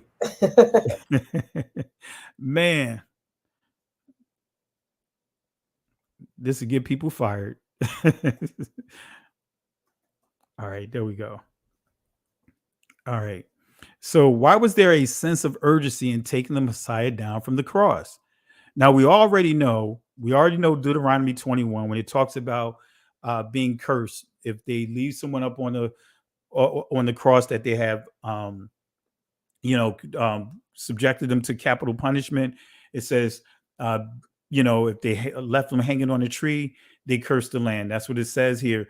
His body shall not remain all night upon the tree, but thou shalt in any wise bury him that day. For he that is hanged is a curse of Allahim. So we know that there's a judgment coming, not just to the United States, but every country, every nation that have lynched our people. But a good thing, I mean, the key point that I want to highlight as well, we know that not only was it a curse to have them up all night, but also that was the time of what? Sacrifices, and also the time of what? Prayer, right? I can give you other examples, but I'm just keeping it simple here, family. So when we go to Matthew 24, and this is where I want to reel it back to what Sister E asked earlier, it's about the eclipse. Matthew 24, starting at verse 29. Let's see what it says. It says here, immediately after the tribulation of those days shall the sun be darkened, right? And the moon shall not give her light, and the stars shall fall from heaven, and the powers of the heavens shall be shaken. Family, I'm going to say this again. I didn't put it in here because I didn't want to prolong this lesson. I know many of our brothers and sisters are teaching. Are we preparing for World War II? Or I mean, not World War II, but World War III? Family, I want to make sure that you guys understand. We have to look at, if we're going to look at World War, make sure that our history is included in it. Because the transatlantic slave trade was actually a world war by the very definition of what a world war is, right? The superpowers of that time got together and went to war with our ancestors. And if you read the book, the source, History of the Slavery in the Catholic Church, it makes it clear that they applied the Articles of War, the Articles of War to our ancestors in West Africa. They have it documented that they knew that we were not Muslims, we were not following Islam. So we need to, family, start holding those that are teaching this truth, start holding them accountable. Don't let them off the hook when they say World War III, because when they say, are we preparing for World War III, they're looking at the prophecies from a Eurocentric perspective. If we want to count, if by that very definition of what you count so-called World War I and World War II, you can actually include our atrocity that happened to our people, which would actually be a world war, because 100 plus million people of our people were enslaved, kidnapped, murdered, the whole nine. And then if you want to add to it what happened with what's that guy named? King Leopold II. 15 to 20 million Negroes. That was a war. Wow. Yep. That was a war. We've been dumbed down to approach prophecy from a Eurocentric perspective. So anyone that's telling you we're preparing for World War III, they're still looking at the scriptures from a Eurocentric perspective, and they're not including the atrocities that occurred to our people. Guess what? Just in the matter of fact, we don't even have to get to the transatlantic World War. We could deal with King Leopold. King Leopold, guess what? The deaths, the 15 to 20 million deaths of our brothers and sisters trumps World War I and World War II put together. And also the Holocaust. It trumps all that. You can put them all together in the four Reichs of Germany. You could put all of those together and it still would not trump what our brothers and sisters were subjected to. Go ahead, Sister E. I'm gonna go into the audience and listen because I'm trying to get ready for in the morning because I have to be at the plantation. So, but I'm gonna be listening in the background. Okay, appreciate it, sis. Okay. Anything you want to say real quick before you jump off? Keep doing the great work you're doing, my brother. That's all I want to say. Y'all keep supporting him. He put in a lot of work. We all put in a lot of effort for the past, 4 or 5 years. And it's just a blessing. It's a blessing to still be able to do this. So keep doing what you're doing. You know, you got my support 100%. Yeah, and I think I've been going almost 10 years too. Before, even before we met, I was going about 6 years before we even met. Yeah. So I'll be listening on the background, and I'll be hopping up here a little bit more. I'm trying to get back into, the swing. My brother been fussing at me, y'all. Pastor Kelly been fussing at me, telling me to get back into it. So, but But yeah, this is good. This is good. So I'll be in the chat listening. All right, sis. Hey, appreciate you. Much love, family. Thank y'all. All right. All right, family. So again, back to my point. When we start dealing with the Great Tribulation, put our history right there. Don't call it a transatlantic slave trade. That's what they dumbed down our history. Everything that happened to us is a trade, like the Arabic or sub-Saharan slave trade. No, it was wars against our people. Our people were being targeted. So again, family, just want to make sure when we approach the Great Tribulation, make sure you understand that it's the transatlantic world war. And I can prove it, not proven it in the past. I'm not going to go into the details of it tonight for the sake of time. All right. But it says here, this is key. It says immediately after the tribulation of those days. So we're living in those days. Shall the sun be darkened, the moon shall not give her light, and the stars shall fall from heaven, and the powers of the heavens shall be shaken. It's noted that no other group of people, there was no other recorded brutalities, no matter what people may try to bring out or pull out their magic hat. No group of people went through the atrocities of what we went through. Not a single group of people group. And we're the people of the book. So you know the heavens were shaken. Just like how, make you think about how, when the Most High saw his son being tortured by his own people, being lynched by his own people, how the ground shook.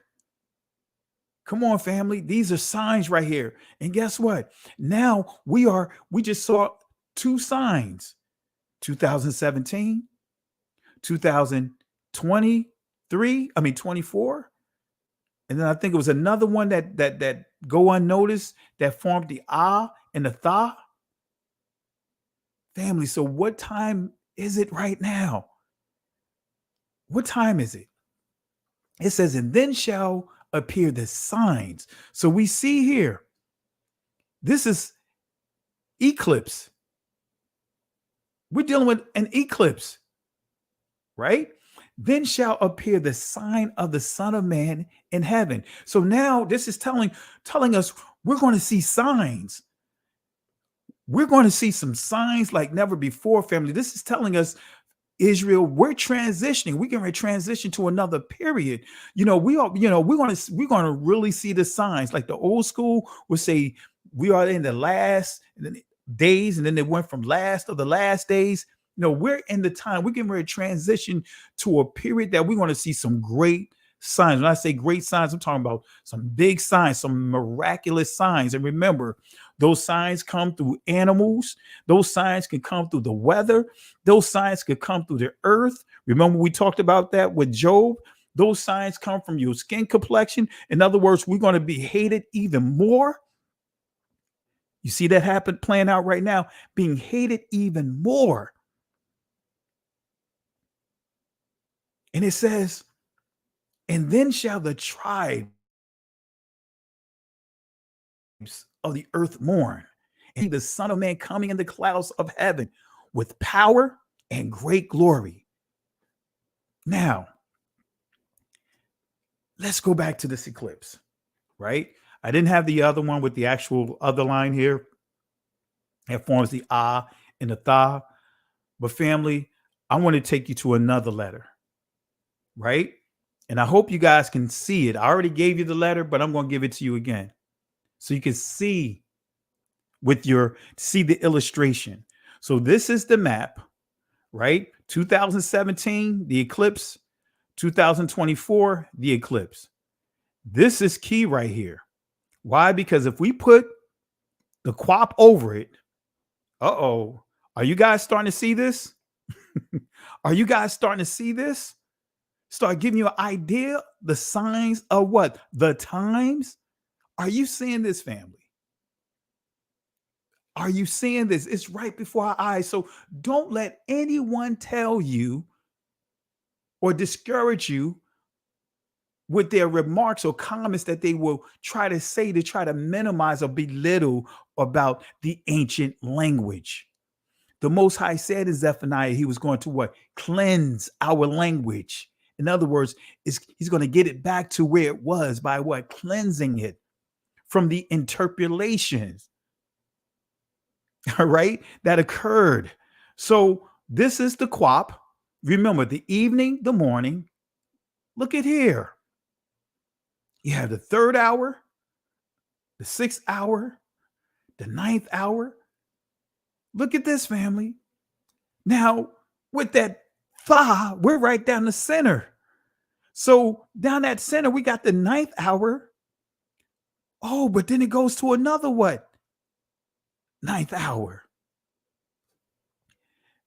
This is time of prayer. 3 times of the prayer. The third hour, the sixth hour, the ninth hour. But then twice the sacrifices. The third hour, the sixth hour. So this right here is a time of sacrifice. I hope y'all grab hold of it. Let's go back here. Right? Y'all see that? Following that line. That's the line of 2024 that just occurred a couple of weeks ago. That's that line. That is that line, family. That line, that is significant right here. So the other line, now we see that's what? We're at the third hour. We're at the third hour and the ninth hour. These are 2 times. Remember, the third hour and the ninth hour are the 2 times of what? Sacrifice, but it's also times of what? Prayer. Come on, family. Israel, we got to understand, man. We got to understand, man. We are in crunch time right now. We are in crunch time right now. All right. Wrapping this up because I'm not going to give it all tonight. We'll finish this up Shabbat, or I may even do it Passover. But let's continue. I got to add another thing to here because we dealt with the times of prayer, right? The third, the sixth, the ninth hour, right? And we also dealt with the times of sacrifice, the third and the ninth hour. But we got to deal with another thing because we see a ninth hour at the top. This is the night portion, right? We got to deal with that. How do we deal with it? I want you to remember there's 3 times during the day for prayer and 2 times during the day for sacrifices. I just proved that to you. The night is also divided into watches. Let me make sure you guys understand this.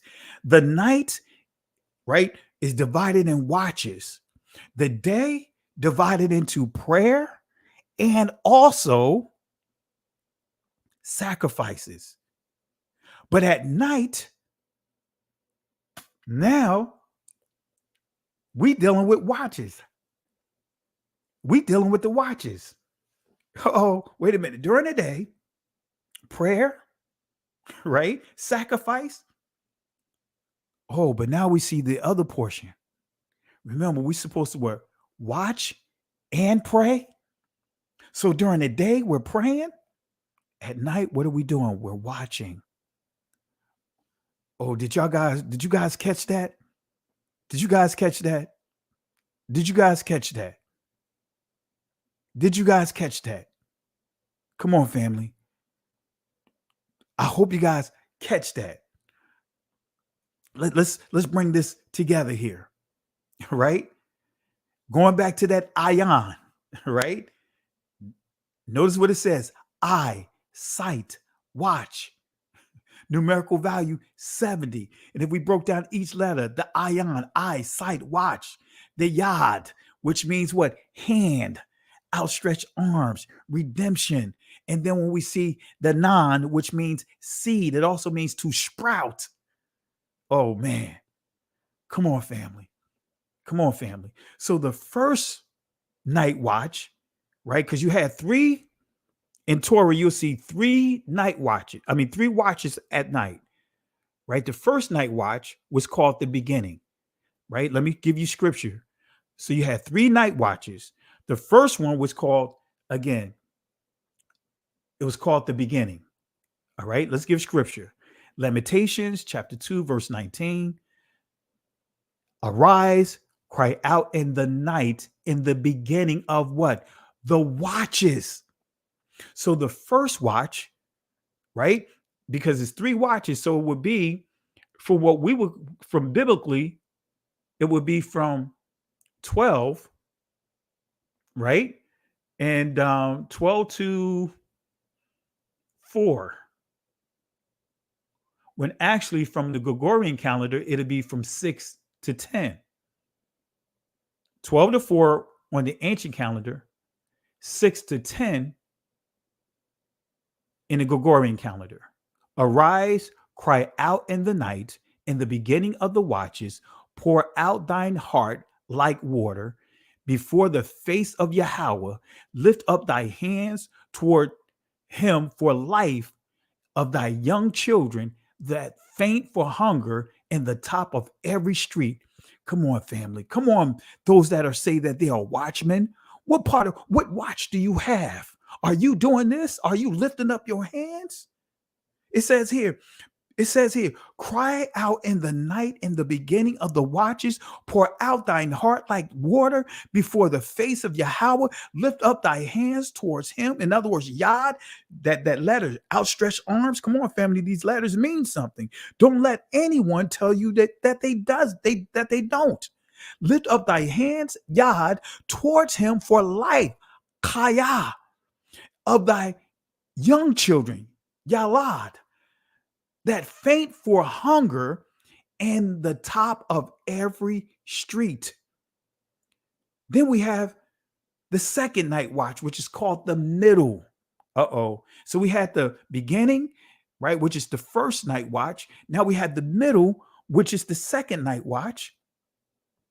Judges chapter 7, verse 19. Let's see what it says. We're going to confirm this. So Gideon and the 100 men that were with him came unto the outside of the camp in the beginning of the middle watch. So remember, the first part of the watch will be from 12 to 4, right? So then from 4 to 8, right? And this is dealing with the ancient calendar, would be the middle watch, right? So Gideon and the 100 men that were with him came unto the outside of the camp in the beginning of the middle watch. And they had but newly set the watch, and they blew the trumpets and break the pitchers that were in their hands. So this is in the middle watch. So they're dealing with war here. They're dealing with, this is the 300 men, right? Dealing with a war. They're outnumbered. You guys already know the story of Gideon. So this is taking place at what? The second watch. This is why it startled the enemy. But anyway, I'm trying not to preach. All right. So the third night watch is called the morning. The third night watch is called the morning. All right. So from 12 to 4, this is still dealing with the night, or of the ancient calendar, from 12 to 4, right? The first watch. From 4 to 8 will be the middle watch, right? And then from 8 to 12, right? Remember, we're dealing with the ancient calendar. So 12 would be what?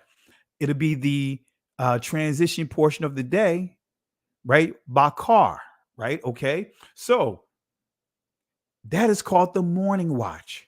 All right. So this is 1 Samuel chapter 11, verse 11 to confirm this. And it was so on the morrow that Saul put the people in 3 companies, and they came into the midst of the host in the morning watch and slew the Amorites until the heat of the day. So from the morning watch, right? As I pointed out, again, the morning watch would be from as I said, the beginning watch will be from 12 to 4, the middle watch from 4 to 8, and from 8 to 12, which would be that transition portion of the day, that will be the morning watch, right? And it says during that part from that morning watch, and then it says to the heat of the day. When it says the heat of the day, now it's getting to the height of what? The 6th hour. So from the third watch to the 6th hour, the heat of the day, it came to pass that they which remained were scattered, so that 2 of them were not left together. So, family, as we're going to wrap up with this thought, the 10th plague. Now we're going to get to Egypt, right? We're going to get to Egypt. The 10th plague would have taken place during the second watch. Uh-oh. Come on, family. I gotta break this down to you, family. Let me break this down to you. I'm not gonna go too deep because I gotta save some of it. All right. I may have to leave you guys on a cliffhanger, but let me give you a little bit more. Exodus chapter 12, verse 29. Right? It says this. And it says, it came to pass that at midnight, Yahweh smote all the firstborn in the land of Egypt.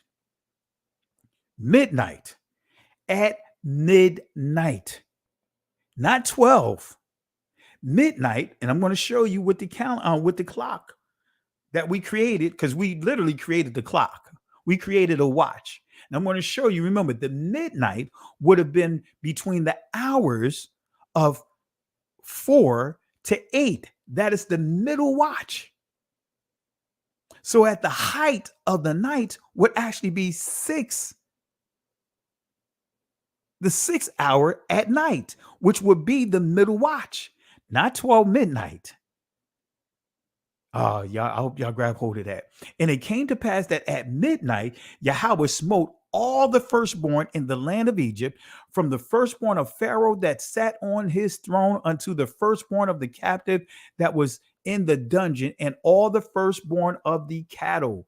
Verse 30, right? And Pharaoh rose up in the night. He's still within what?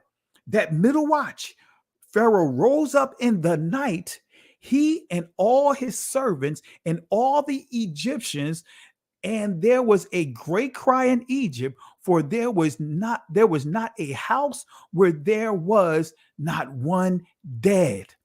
Verse 31. This is key, family, because we had that middle watch, and he called for Moses and Aaron, Aharon, by night, and said, rise up, Quam, right? Rise up and get you forth from among my people, both ye and the children of Israel, and go serve Yahweh as ye have said. So in this middle watch, the death angel moved, right? Because that's a 4-hour period. There's a cry like never before during that time. Judgment has come on the Egyptians, every house that didn't have their home protected. So guess what? Now the Pharaoh, in the height of the night, called Moses and Aaron, it says by night, and said, rise up, get you forth from among my people.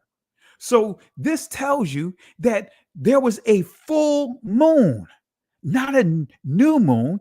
Anyone that honored Passover at the new moon, guess what? You are in error. Why? Because the renewing of the moon, Kadash, that means to renew. The renewing of what? The moon. That's you got to understand. I've been in the desert. I lived in the desert. So it's pitch black. But with a full moon, this would have been at the time of what? The full moon, because the 14th day, this is dealing with the 14th day. This is dealing with Pasach. So at the height of Pasach, the middle watch, the moon would have illuminated. It would have illuminated the night. It would have set on fire, awar, the night. So he called for Moses and Aaron by night and said, rise up. Kumbaya, Kawam, or Kwam, rise up by this body.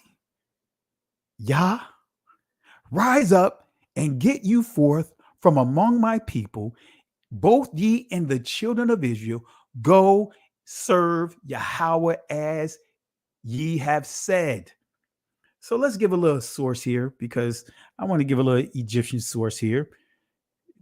Show that they mention death of their firstborns, the admonition of the Egyptian sage from a hieratic papyrus or papyrus, however you want to pronounce it, and Leiden. Let's go to page 35. For sooth mirth has perished and is no longer made. It is groaning that is throughout the land, mingled with what? We see lamentations. Mingled with what? Lamentations. Let's go to page 36 again. Let's see what else it says. The children of princes are dashed against the walls. In other words, death. The offspring of desire are laid out on the high ground. So this is telling you that there was death all through the Egyptians' territory. The children of princes, their firstborns, are dashed against the walls. They are dead. They died of a plague. All right. So let's get this back here. I want to make sure you guys understand this. This is going to be the last slide I show here. All right. So that way you guys can understand this. So during the day, right, you had the 3rd hour, the 6th hour, the 9th hour. So 3 times during the day. This is when you had prayer. But then twice during the day, you also had sacrifices, which would have been the 3rd hour and the 9th hour, right? According to scripture, it was the 6th hour. From the 6th hour to the 9th hour, there was total darkness. Just after the 9th hour, Christ gave up his spirit. All right. So this is 3 key periods during the day. Now, when we get to the evening, which would be 12. So this would be 3rd hour, 6th hour, 9th hour, 12th hour. 3rd hour, 6th hour, 9th hour, 12th hour. Right. So technically, according to the Hebrew clock, doesn't this look like a watch, everyone? Doesn't this look like your watch is out of whack? Doesn't this make your watch look like it's out of whack? Daniel chapter 7, changing what? Times and laws. All right. So these are 3 key points. Then when we look at the 3 night watches, the beginning, the middle, right? And also the morning. So the evening, this will be 12. This will be 12. The first, the middle, the beginning watch will be from 12 to just past the 3rd hour. And then from just past the 3rd hour to just past the 6th hour, right, will be the middle watch.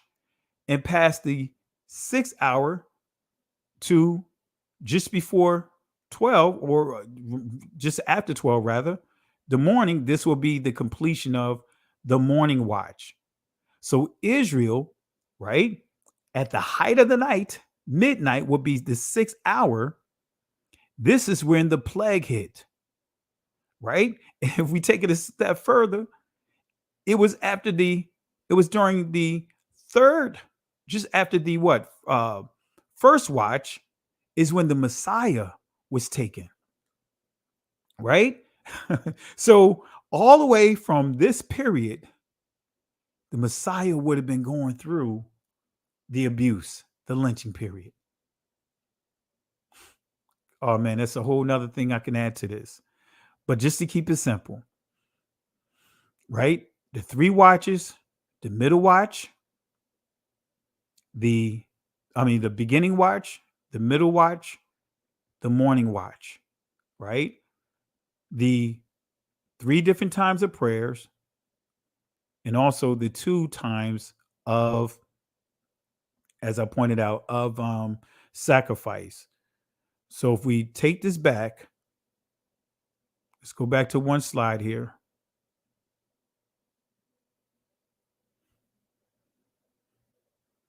Now this gives you an illustration, a visual of where we are with the prophecy. We are, man,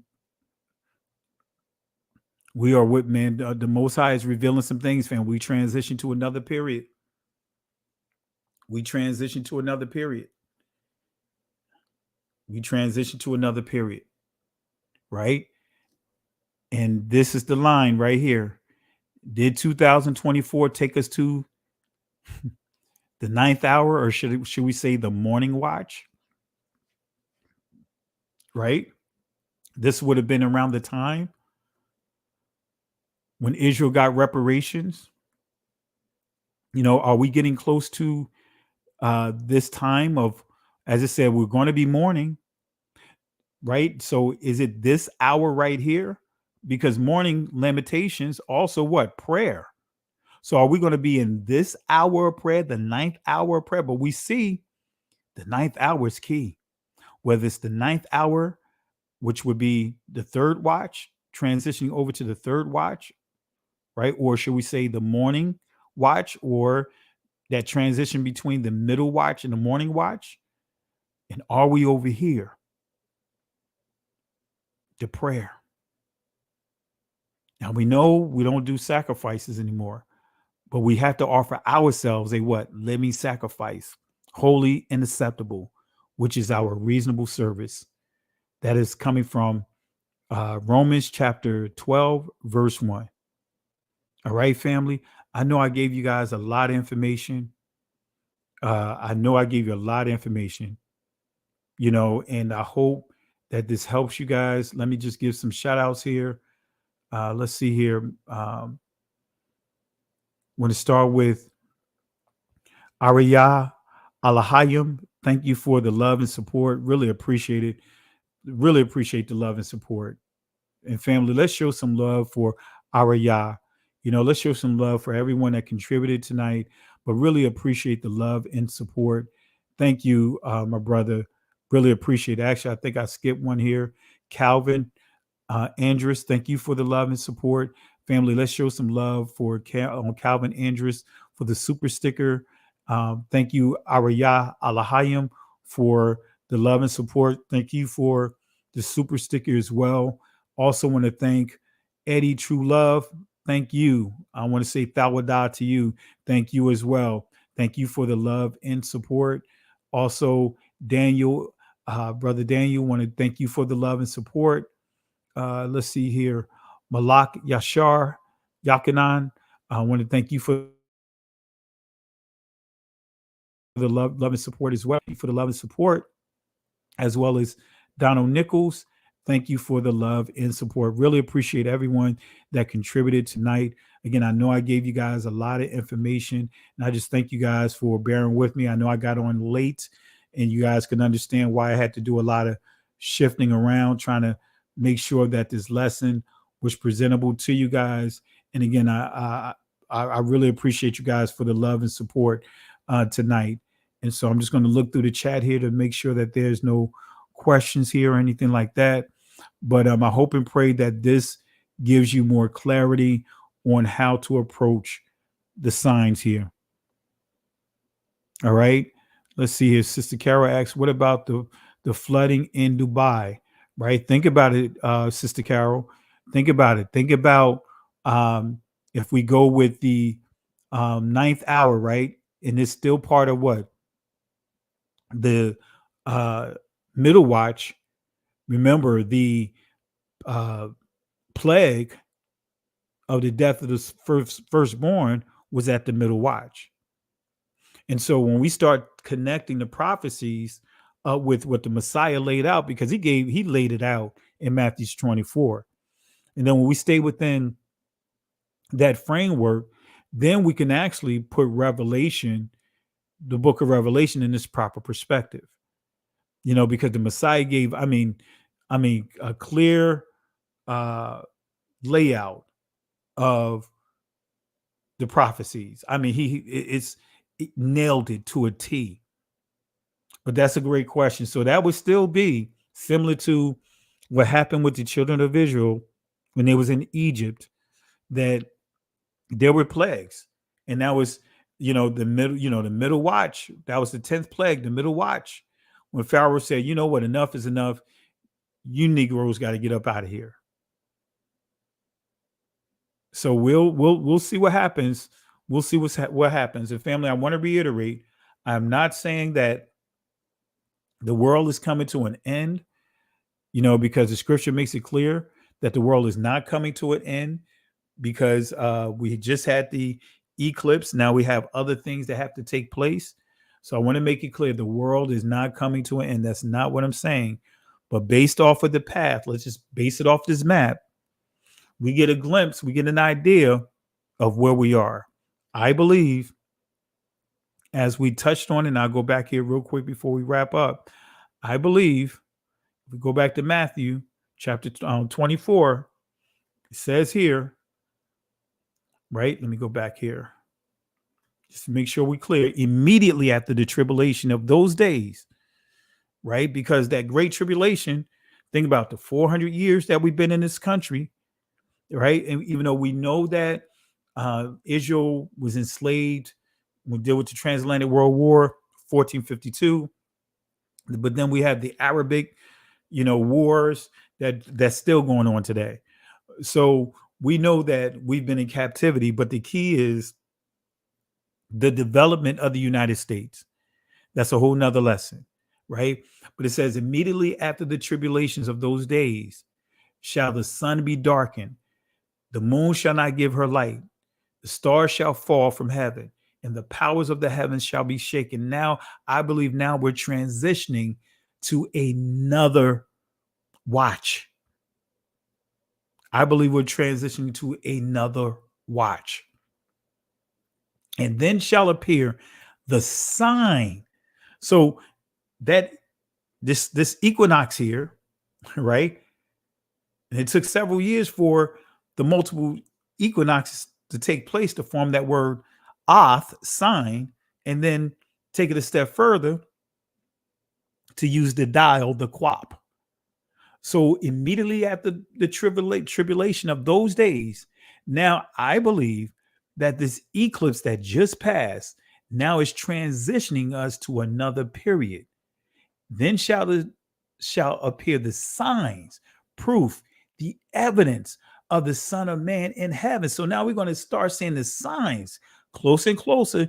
Then shall the tribes of the earth mourn, and they shall see the Son of Man coming in the clouds of heaven with power and great glory. So these are two different periods.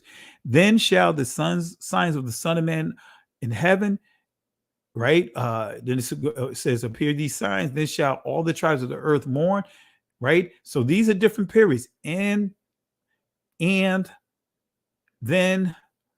and they shall see the Son of Man coming in the clouds. So family, I'm not giving you a definitive time because the scriptures make it clear none of us can. But we are getting close though, family. We are getting close. All right. So with that being said, family, we're going to go ahead and stop right here. I hope and pray that this was helpful to you guys. I hope this gave you clarity on how important the letters are. And, I hope and pray that you guys see things from a completely different perspective. Don't let anyone discourage you from going deeper in your studies. I hope this motivates you to say, hey, you're going to go a little further with your your studies and even learning the letters. You don't have to master Hebrew, just learn the letters, learn how to go to the letters. But anyway, family, I'm going to go ahead and wrap it up here. Thank you guys for the love and support. And in the words of Yahweh that he gave to Moses, in Exodus chapter 14, verse 13 to 14. He said, fear ye not, stand still and see the salvation of Yahweh. These Egyptians that you see here today, they will never have power over us again. Will never have power over us again. The Most High will fight for us, but we have to hold our peace. That's the key, family. The Hebrew word in the scriptures is karash. Let me say that again, karash, which means be quiet. You have to learn how to be quiet and let the Most High do what he's going to do. Can't go back. Can't stay here. Keep moving forward. Shalom. Listen, Genesis chapter 11, verse 10 explains the genealogy of Shem. Shem was a black man in Africa. If you repeat this back, Genesis 14, verse 13, Abraham steps on the scene. Being a descendant of Shem, which is a fact, means Abraham too was black. Abraham, born in the city of a black man, called Nimrod, grandson of Ham. Ham had 4 sons. One was named Canaan. Here, let me do some explaining. Abraham, Isaac was Jacob had 12 sons, for real, and these were the children of Israel. According to Genesis chapter 10, these were the children of Israel. According to Genesis chapter 10, these were the children of Israel. According to Genesis chapter 10.